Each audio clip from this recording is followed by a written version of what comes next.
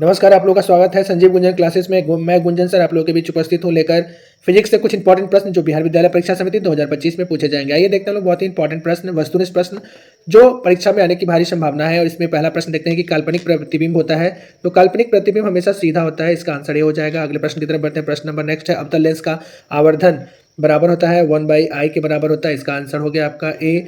अगले प्रश्न को देखते हैं, निम्नलिखित में से कौन सा पद विद्युत शक्ति को निरूपित नहीं करता है। विद्युत शक्ति को निरूपित करने वाला जो नहीं है वो हो गया I/r², इसका आंसर बी हो गया।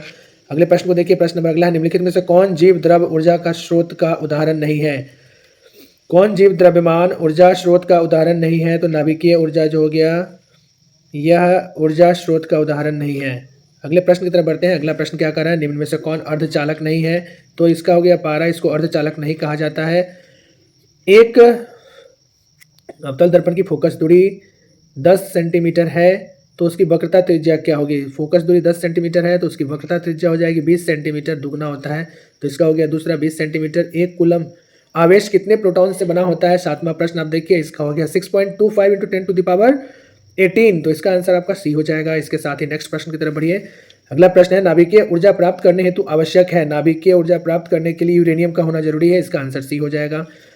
अगले प्रश्न को देखते हैं, टंगस्टन निम्नलिखित में से किस ताप पर पिघलता है। टंगस्टन से बल्ब बनता है, विद्युत बल्ब का जो फिलामेंट होता है वह टंगस्टन का बना होता है। तो क्या करा है कि किस ताप पर पिघलता है, तो इसका आंसर हो जाएगा 3500 डिग्री सेल्सियस पर टंगस्टन जो है ना पिघलना शुरू प्रारंभ कर देता है, तो इसका हो गया सी आंसर।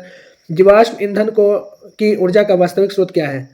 जीवाश्म ईंधन जो होता है ना फोसाइल्स, वह उत्पन्न होता है सड़े गले पदार्थ या मृत जीव जंतु के पृथ्वी के अंदर मिट्टी के अंदर दबने से, तो इसमें से कोई नहीं हो जाएगा, इसका आंसर डी हो जाएगा।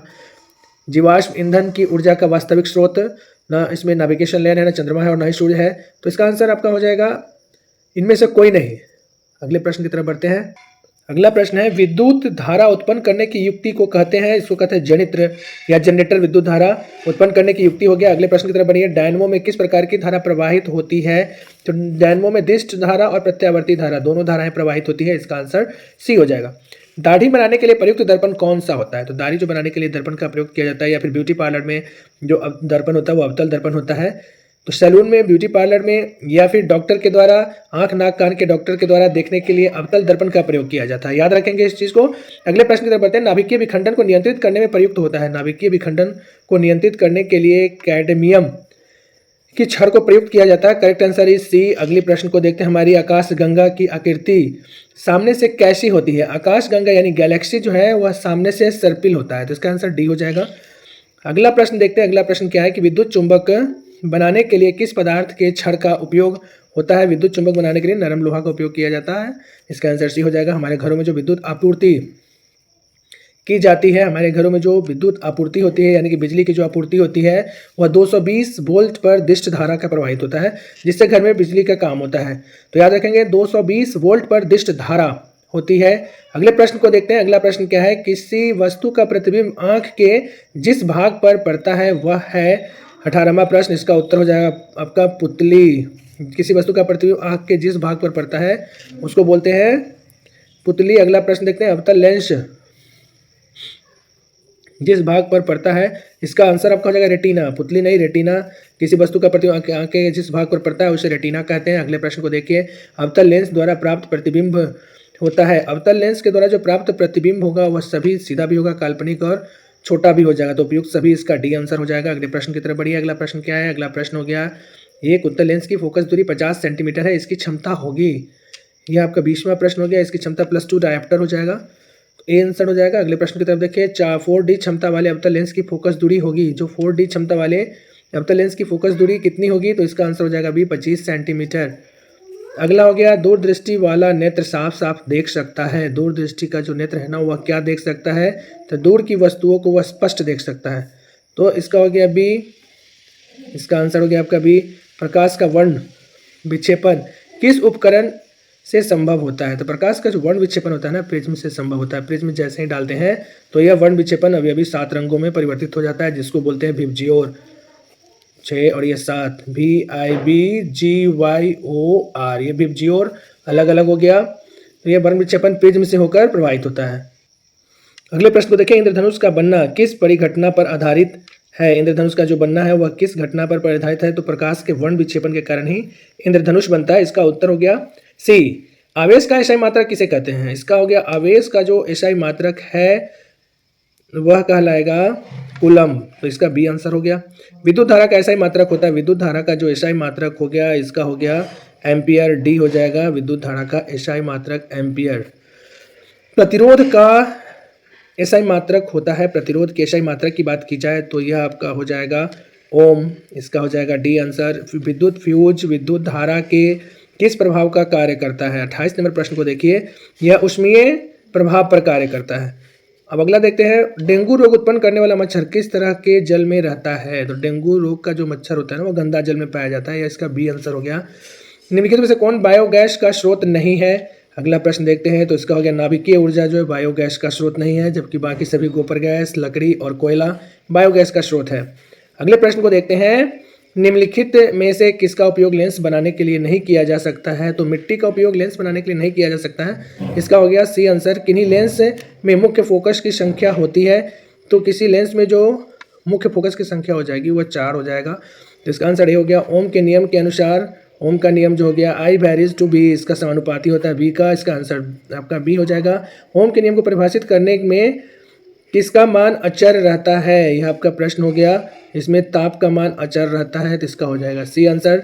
सेल के विद्युत वाहक बल का मात्रक होता है, तो सेल के विद्युत वाहक बल का मात्रक क्या हो जाएगा? इसका हो जाएगा वोल्ट।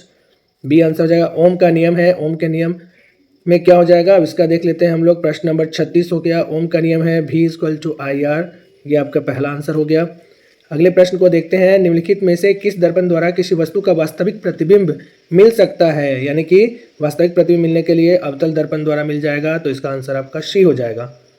अगले प्रश्न को देखते हैं, एक गोलीय दर्पण की वक्रता त्रिज्या 30 सेंटीमीटर उसकी फोकस दूरी होगी, तो इसका आंसर आपका हो जाएगा 15 सेंटीमीटर। वक्रता त्रिज्या की बात कर रहा है 30 सेंटीमीटर, तो फोकस दूरी आधी हो जाएगी यानी 15 सेंटीमीटर हो जाएगा।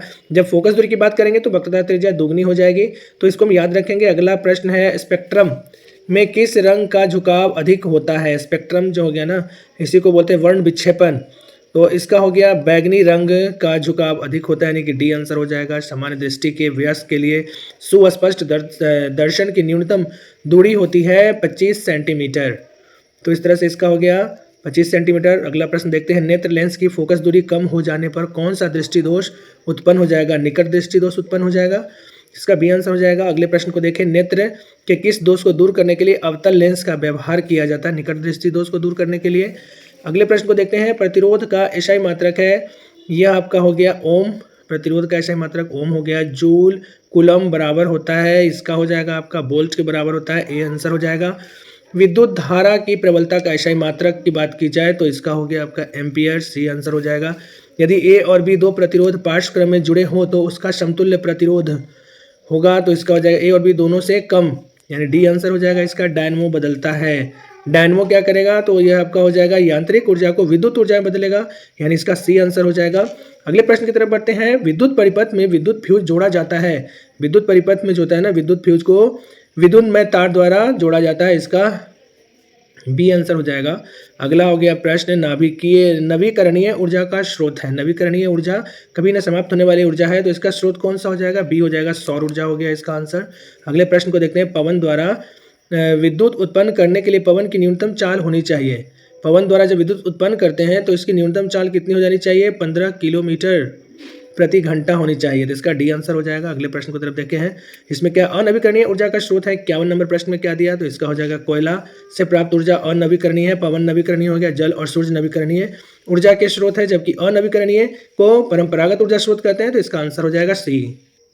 अगला प्रश्न देखिए, निम्नलिखित में से कौन सा पद विद्युत परिपथ में विद्युत शक्ति को निरूपित नहीं करता है? तो विद्युत परिपथ में जो विद्युत शक्ति को निरूपित नहीं करता है वह हो गया IR², इसका बी आंसर हो गया। अगले प्रश्न को देखते हैं, विद्युत धारा उत्पन्न करने की युक्ति को कहते हैं। जहाँ से विद्युत धारा उत्पन्न होता है इसकी युक्ति को क्या कहते हैं? तो इसका आंसर आपका हो जाएगा जनित्र यानी जनरेटर। उत्पन्न करने की युक्ति हो गया जनरेटर। लघु पथन के समय परिपथ में विद्युत धारा का मान क्या होगा? तो यह हो जाएगा बहुत अधिक बढ़ जाता है, सी आंसर हो जाएगा। 55वां प्रश्न को देखते हैं, 55 नंबर प्रश्न, अवतल लेंस का आवर्धन m बराबर होता है, तो इसका हो जाएगा आपको u बाई v के बराबर होता है। तो इसका वस्तु और प्रतिबिंब दूरी जो हो गया या u बाई v अवतल लेंस का आवर्धन बराबर हो जाएगा। अगले प्रश्न को देखते हैं हम लोग। अगला प्रश्न है गोलीय दर्पण में फोकसांतर एवं वक्ता त्रिज्या के बीच संबंध है, तो इसका आंसर हो जाएगा f बराबर r/2। इसके बाद नेक्स्ट प्रश्न को देखें। दृश्य प्रकाश में किस वर्ण का तरंग दैर्ध्य अधिकतम होता है? इसका हो गया लाल का अधिकतम होता है, जिस कारण से लाल को खतरा सूचक के रूप में दूर से ही दिखाई देता है और सिग्नल में इस्तेमाल किया जाता है। अगले प्रश्न को देखते हैं। विद्युत शक्ति का ऐसा ही मात्रक क्या कहलाता है? विद्युत शक्ति का जो ऐसा ही मात्रक है वो वाट होता है। इसका बी आंसर हो जाएगा। अगले प्रश्न को देखें। विद्युत बल्ब का तंतु बना होता है, टंगस्टन का बना होता है, इसका आंसर सी हो जाएगा। इस तरह से हम लोग फिजिक्स के इंपॉर्टेंट प्रश्न जो वस्तुनिष्ठ है उसको हम लोग देखें। वीडियो को आप अपना प्रतिक्रिया जरूर दें, कैसा लगा वीडियो को लाइक सब्सक्राइब और शेयर करना ना भूलें। Wish you all the best, take care, bye bye, thank you.